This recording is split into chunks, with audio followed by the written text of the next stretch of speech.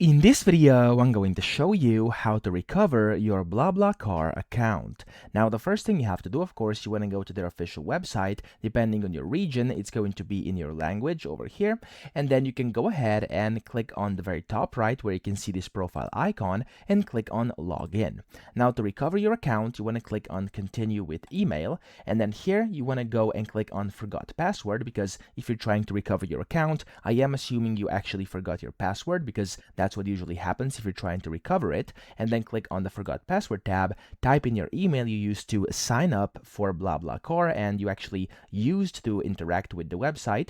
And then when you do that, you will basically receive a reset for your password onto your email. So as it says over here, they will email you. You can change your password inside your email, and then you'll be able to get back into your account. So that's how you do it. I hope this video helped you out. If it did, please subscribe to the channel and help me out as well.